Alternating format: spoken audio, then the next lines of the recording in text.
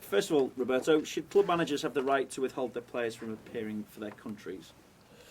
Well, I don't think that's our choice. I think as the laws in the game stipulate. I think what's important is that we all realise the demands of the modern game for the players, and the way I see it is the better relationship between the club managers and the national teams, and that could be through the manager, the medical departments. I think that relationship has to be pristine to try to get as much information as we can and work together for the good of the player. I think nowadays the speed and the tempo that you play the game is very easy to pick up soft tissue injuries, and one of the biggest problems is overload and playing too many games. So obviously that relationship has to be very strong in the good of the player and the well-being of the player and the quality of the player on the pitch. So everyone benefits from that. But obviously the rules make it very clear. It's not as safe by anyone of us to dictate what player can be available and what player can't. But I think the relationship with the federations has to be strong to help the players' well-being. What input do you have at the moment when your players go away then? Well, if you can express the moment of form that they have from a medical point of view, and the amount of playing time that they had, and then because you work with the players on a daily basis, you get a lot of information nowadays, and you can see little signs of fatigue or little signs of risk of injury, and I think that's an information that we're quite happy like to share, because it's important that everyone who works with a particular player is aware of that, because you need to make decisions based on squads, and that information can help towards helping players that they need a bit more protection. But it's always been the case. Having good relationship with the federations and the clubs is important. In the modern game, the demands on the footballer are huge, and not just on the travelling and the amount of games is the moments of form of the players. As we're at an international break, we're about to start an international break, would you say that John Stones is ready for a regular role with England? I'm not just thinking as a fill-in as a right back, but a regular starting role as centre half. Well, obviously I said it from day one. I think John Stones has been in terrific form since the first time that he played his first friendly away in USA. From that point on, he's been growing as a footballer. I always felt that he's quite unique in the way that he is as a footballer. Is a complete centre-half. I think in the modern game you need centre-halves that they are as good in their defensive duties as they are in being exposed in 1v1 situations as they are on the start of play and on what they can do on the ball. And John clearly is very well-rounded.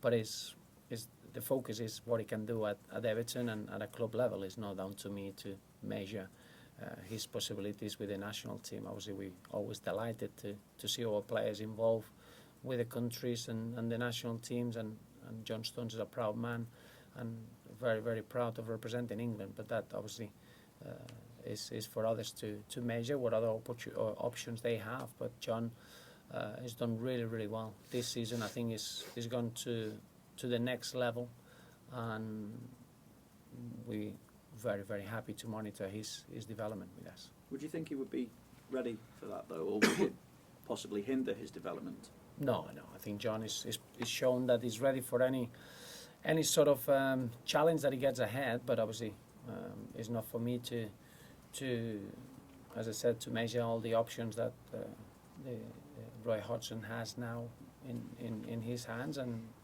different games ahead maybe need different type of players. John, every time he's been playing with England, he's done really well. I think at club level he's growing every game. He's got the perfect core of players to learn from. Having players like Sylvain Distin, Phil Jagielka, Antolin Alcaraz at the club has been really beneficial. To have Tim Howard behind him has been really good. Now it's becoming a real competitive environment for him to play minutes and to have a big say in how the team plays, and clearly in the last few weeks he's earned that plays, and the performance has shown that.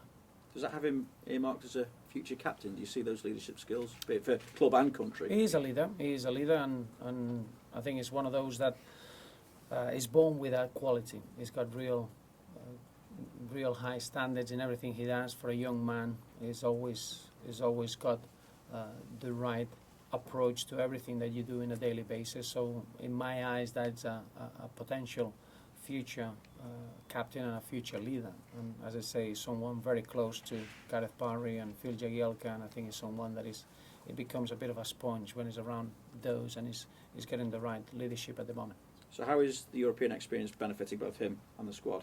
Well, it's exactly what we needed. I think you get to a point that when you face a team in south of Russia, and you have to be able to get through a difficult game and find the ways to impose yourself and get a positive result. That's something that you can do in a domestic competition, and I was very pleased with that experience.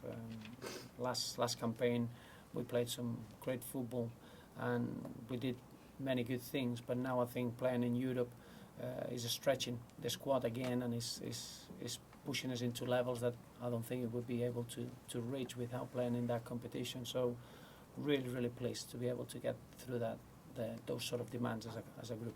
Are you likely to get anyone back this weekend as well, in particular McCarthy, Coleman, Pienaar? We could do, yeah. I think Stephen Pienaar has been training well. James McCarthy and Seamus Coleman will have a late fitness test. It's too early to tell, and Ross Barkley is developing well, and I hope that he can join the group maybe next week to start to be working with the full team as early as probably next Wednesday. So it's really positive in all fronts. But for the weekend, probably Stephen Pienaar has got the better chance out of the four players. Would you be looking at Ross back into first team action after the international break then? No, I think that's too early. I think it will be back to working with the team after the international, and then maybe we don't know how long it's going to take for Ross to adapt to being able to be match fit. How much of a disadvantage is it, given that you've had all the travelling to do this week?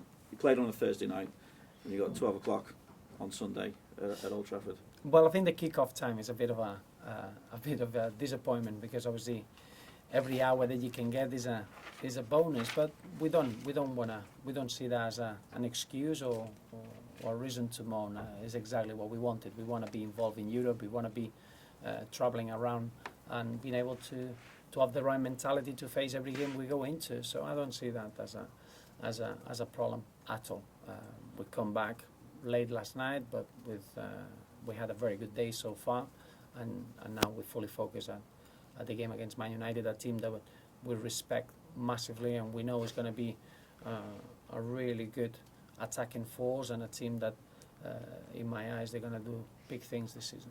If you are to rival Manchester United, though, for a place in the division, how much of a disadvantage is it, the fact that you've got to play those away fixtures in Europe over the course of the season? Because obviously last season you didn't face that problem. No, but I think, as I say, as I mentioned before, we really accept the challenge to be able to cope with that. I think when you want to be a big club, when you want to be a club that plays in Europe, and it goes down to the mentality, being able to be ready for every opportunity that we can go out on the pitch. I do feel that the squad is ready to do that. Every player individually knows what is expected from them when they are on the pitch, and that's what we want. I don't see that as a problem at all. We work extremely hard for the last 12 months to be able to get in this position. So the last thing we want is to not to accept the challenge full on, and making sure that we're ready and kick off time. It's a challenge that we embrace as a football club. You look at the fans yesterday. We had nearly 500 incredible support that we had at the hotel. We shared the experience. Then we went to the ground, and it was the voice that they gave us was terrific. And as a club, we want to carry on experiencing that. And the gesture, we want to just thank those fans, and we're going to make sure that we get whoever wants to come to Lille, we'll give them free tickets, because that's what we want to do as a football club.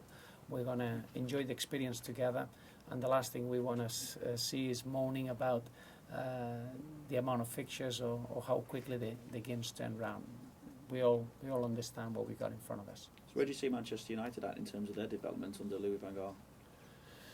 Well, I know Louis van Gaal has been a really successful manager abroad, and without a doubt, is going to bring real success to the Premier League. So, in that respect, it's just a matter of time that they're going to be challenging for everything in our league and in our competition. So, I know we're going to be facing that challenge with a real difficult layer about it.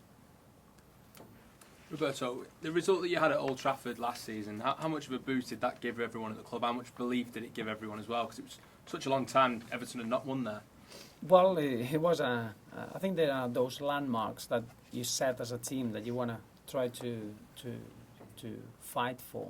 To go to Old Trafford and being able to win was a real mental barrier that we had to break down, and it was a real feeling of satisfaction. But more importantly, is a real doses of confidence, and allowed us to look forward to achieve next targets in front of us, to be able to get to beat them again at home, something that is not easy at all.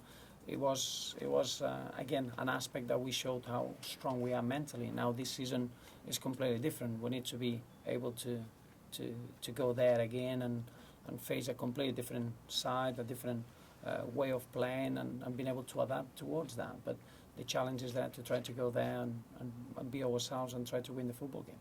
Do you sense there's a different mindset amongst the group, amongst the players, because of that result they've had last year going to Old Trafford? Well, it changes. It changes a lot when you go somewhere that you've been. You haven't been able to get a win for a long time straight away.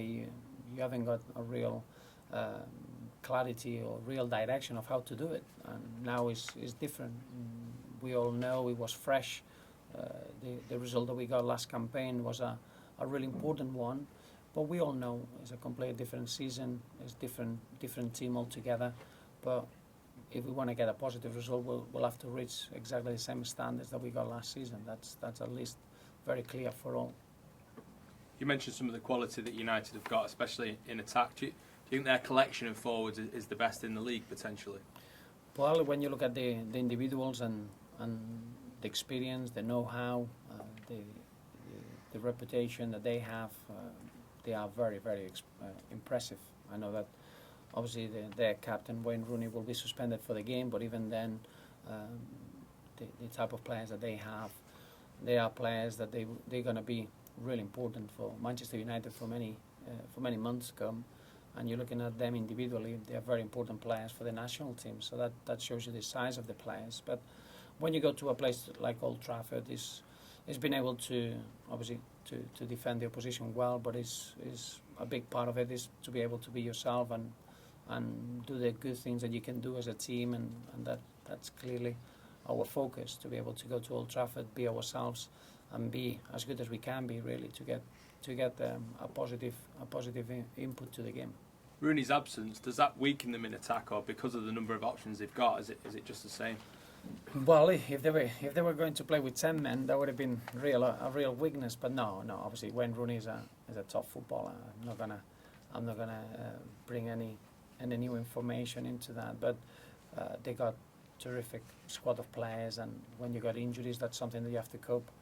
Over the course of the season, I don't think Manchester United will feel that they're weaker without one or two players that they could be out in the fixture. Thank you. Roberto, what differences do Van Gaal make to United this season, do you think, in terms of compared to last season?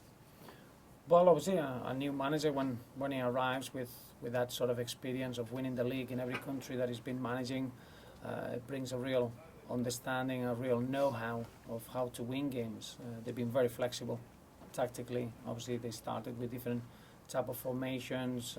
I think now, probably after the Queen's Park Rangers game at home, they found a way of playing or the partnerships on the pitch that they look really strong.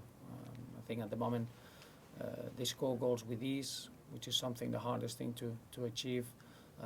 Now is making sure that they get a little bit of consistency with the players coming back from injury. But the differences are many from where they were last season due to the amount of new players that they're coming in, and obviously the manager arriving new in the league is bringing a completely different way of approaching the game too.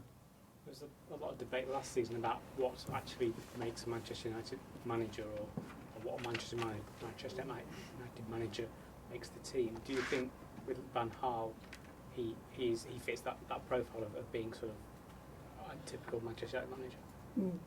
Well, I think from my point of view, I think to fit the bill is to be able to win titles, and that's what is expected when you go into a football club like Manchester United. They've been so successful over the years, and with the budgets and the expectations that they have, that's clearly what's expected from the manager. And I think you're talking about a person that has been through everything, that has been successful in every single country and every single project that has been involved. And then on top of that is you saw how what a big impact he had in the World Cup. So at the international level as well, he's got that experience. So if you're going to see it from the outside, he looks a manager that's going to bring success into the football club. That's for sure. Roberto, did you say that there were plans to give fans free tickets for the game? Yes, let me see if I explain that one, because I can see Richard panicking. No, the initiative from the club is to try to give all the away fans, obviously all the our fans that they travel to Krasnodar, to give them a free ticket or buy the ticket to the Lille game, which is the next away Europa fixture. So you can relax now, Richard. Free ticket for the away game against Lille. Yeah, yeah. What does that say about the generosity of the club that they've made that gesture? Well, it's no generosity. It's just to give them a big thank you, because obviously it was a long time waiting to travel around Europe, and we found it really tough to travel across, and it was 5 hours on the plane coming back. So we found out a few stories of some of the fans that they had to go through, and from getting on trains and or across the Black Sea, and the journeys were incredible, well worthy of some Hollywood scripts. So it's just a bit giving a bit back to our fans, and just to let them know that we appreciate everything they do, that we appreciate the support that they've given us, and that we can't wait to see them in Lille again. Any particularly great stories you can share with us? It was one. I think one fan took him 9 hours that he had to get 2 different flights. Then he went around the Black Sea on a train until he got to the wrong hotel, and then he got finally to the right one. But yeah, great stories. Thank you.